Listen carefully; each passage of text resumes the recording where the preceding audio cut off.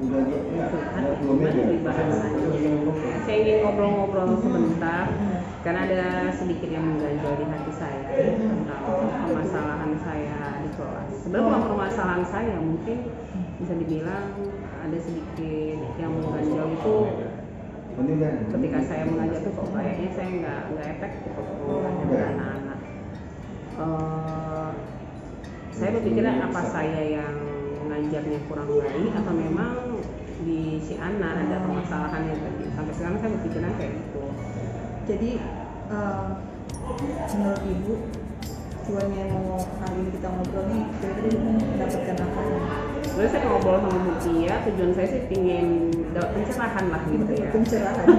Karena kalau bahasanya yang Ibu buat di kelas itu mungkin saya lihat buat anak inilah gitu, buat anak semangat lah belajarnya gitu. Kalau itu begini, kalau Ibu pinginnya tuh dapatkan pencerahan, ini dapatkan endingnya nanti Ibu ingin mungkin mengajar Ibu seperti apa, ini lebih baik itu gimana. Nah, menurut Ibu sendiri yang sudah Ibu lakukan, apa yang bisa Ibu tonjolkan dari Ibu mengajar keseharian dengan anak-anak? Ibu sudah melakukan apa sih sebenarnya? Kalau di saya itu saya merasa saya udah bukan hal yang maksimal ya. Saya ngajarnya di awal itu saya selalu kasih anak motivasi, itu satu ya Bu, satu motivasi. Yang kedua saya coba untuk membuat sebuah media pembelajaran gitu.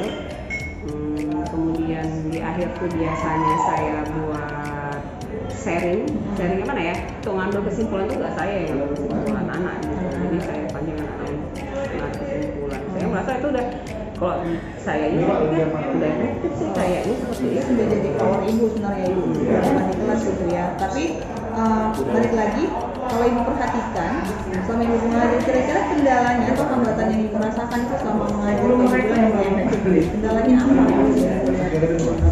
Saya kendala di kelas sih pengaturan ini tadi ya. Saya bilang gini, anak saya itu kan banyak yang ada yang cowok ada yang cewek. Ketika saya menyampaikan, anak cowoknya kok kayaknya lebih cepat gitu loh. Kalau anak cowok lebih cepat nerima materi yang cewek pasti saya harus ngulang 2-3 kali gitu. Kok yang laki-laki malah cepet gitu orang tuh. Udah paham, sekali lagi saya jelaskan udah oke gitu. Kalau yang cewek ya ampun 2-3 kali saya ngulang. Itu di kelas yang Ibu ajar anak atau yang Ibu wali kelasnya dia atau kelas? Enggak, saya guru mapel aja. Guru mapel. Kalau lihat Ibu lihat posisi tempat duduk mereka sudah sesuai atau belum? Nah gini, anak cowok tuh nggak mau gabung sama anak cewek.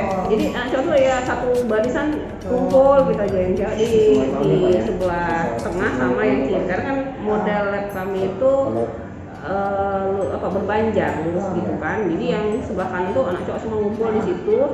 Yang pernah saya suruh coba selang-seling, maksudnya biar yang cowok-cowoknya bisa bantu yang cewek. Orang tuh nggak mau, karena dibilang orang tuh dibilang anak cowoknya memang paling hal yang diajari Bu gitu. Jadi kalau Ibu lihat sendiri posisi tempat duduk itu kira-kira mempengaruhi nggak sih? Kayaknya mempengaruhi gitu. Karena kalau udah ngumpul-ngumpul yang cewek-cewek, ributnya yang ada gitu. Begitu saya menjelaskan, orang tuh mungkin entah cerita atau apa, saya perhatikan gitu. Walaupun kadang-kadang saya bilang, coba dulu perhatikan dulu saya Ibu di depan sampai selesai Ibu menjelaskan baru kerjakan gitu. Tapi mereka lebih kadang ya itu tadi belum selesai saya jelaskan, mereka udah ribut duluan. Berarti Ibu sudah menemukan salah satu kendala, salah satunya adalah posisi duduk gitu. Iya, saya lihat gitu. Berarti kalau dari situ Ibu kan sudah bisa mengambil langkah, kira-kira yang harus Ibu lakukan apa nih dengan posisi tadi itu? Apakah tetap seperti itu dilaksanakan pembelajarannya, atau menurut Ibu apakah Ibu harus melakukan perubahan di dalam strategi duduk mereka atau enggak? Menurut Ibu bagaimana? Ya, saya kayaknya memang harus merubah posisi duduk gitu. Ya kan? Karena Ibu kan temukan sendiri dari situ salah satu faktor pendukungnya gitu kan. Kenapa mereka mungkin belajarnya kurang bisa mengikuti gitu kan? Berarti udah ketemu. Berarti solusi dari Ibu mungkin kedepannya bagaimana Bu? Solusi dari saya kayaknya nanti kalau saya masuk saya rubahlah posisi duduk itu, mau nggak mau, walaupun anak yang laki-lakinya nggak mau digabung sama anak cewek, kayak harus saya selang-seling gitu. Jadi setidaknya misalnya karena nggak imbang sih, memang lebih banyak cewek daripada cowok. Cuma saya pikir 3 orang anak cewek diselingi 1 anak cowok biar bisa bantu orang itu belajar kayaknya. Lebih kayak gitulah. Iya, saya perhatikan begitu. Jadi mereka pun nggak cerita aja yang cewek-cewek itu. Jadi boleh Ibu runutkan nanti, coba kira-kira Ibu mau lakukan apa? Rencana Ibu ke depannya nanti untuk pembelajaran berikutnya ke kelas mereka, selain tadi Posisi duduk ya. Apalagi yang kira-kira Ibu tadi sudah dapat gambaran nih, masalahnya ini seperti ini, solusinya tuh gambarnya ada, tapi rencana Ibu ke depannya nanti kira-kira yang Ibu lakukan apa? Sepertinya untuk pertemuan berikutnya saya coba dulu itu tadi ya, posisi duduk saya rubah. Yang kedua saya mungkin harus ini buat ICT juga kayaknya. Karena itu di tengah-tengah pelajaran, nggak jam pertama. Ada karena kadang mereka udah masuk kelas itu ada yang masih semangat, ada yang enggak gitu saya lihat. Di kelas Ibu itu biasanya belajarnya teori dulu baru praktek atau langsung praktek? Berbarengan. Teori dulu. Saya jelaskan langsung dipraktekkan gitu karena. Oke. Ini bukan masukan, bukan saran, tapi saya mau berbagi pengalaman. Kalau Ibu biasanya mengajar pakai fokus atau enggak? Pakai fokus. Jadi ini pengalaman teman saya. Jadi beliau itu ada menggunakan permainan. Permainannya itu sifatnya cerdas cermat. Kalau Ibu menyampaikan teori, berdasarkan pengalaman yang dilakukan teman saya itu, teori Ibu bisa dimasukkan menjadi cerdas cermat. Jadi misalnya teori pembelajaran yang disampaikan dibuat menjadi soal-soal cerdas cermat untuk memancing ya? Memancing juga, kemudian memperdalam. Jadi tidak menjelaskan Ibu di depan lagi. Jadi ada namanya Bambuzel. Bambuzel itu aplikasi untuk main cerdas cermat. Mereka tidak perlu menggunakan laptop mereka ataupun handphone mereka, cukup tampilkan di layar. Jadi nanti bagikan kelompoknya. Di layar itu muncul, mereka akan muncul misalnya nomor 1, mereka bilang nomor 2, maka nomor 2 akan dibuka pertanyaannya apa, mereka jawab. Dia akan bergiliran. Jadi ada poin-poinnya setiap kelompok. Nah itu dari pengalaman itu mereka bisa mendapatkan poin-poin itu menjadi semangat. Nah akan dibuktikan pada saat praktek gitu. Jadi untuk teoritisnya sudah masuk di dalam pertanyaan-pertanyaan tadi, mereka mengulang kemudian menambah ya wawasan. Setelah itu baru lanjut ke prakteknya gitu. Itu biasanya Bu, Ibu nyobanya 1 jam pelajaran? Nggak harus. Kita kan pertanyaannya bisa disesuaikan jumlahnya berapa gitu. Ya. Dan itu pertanyaannya bukan untuk 1 orang kan, tapi itu per kelompok. Misalnya 1 kelompok itu ada 4 kelompok, berarti hanya 4 disesuaikan kira-kira jumlah pertanyaannya berapa ya untuk 4 kelompok itu. Misalnya 1 kelompok hanya menjawab 2 pertanyaan misalnya, berarti kita bikinnya berapa 8 gitu, disesuaikan. Itu di awal ya sebelum saya. Iya. Tapi kan itu memancing supaya.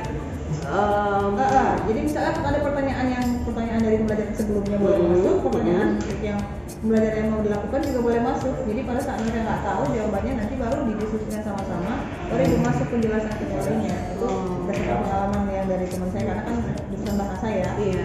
Tapi itu bisa diadaptasi untuk semua mapel. Iya. Lebih saya paham. Biar mereka udah dapat materi ini, udah tahu ini loh yang mau dipelajari sekarang gitu kan. Walaupun memang di awal kan memang kita sampaikan tujuan pembelajaran kita tuh ini gitu, tapi itu tadi itu memancing mereka untuk oh iya ya ini ya materinya ya gitu.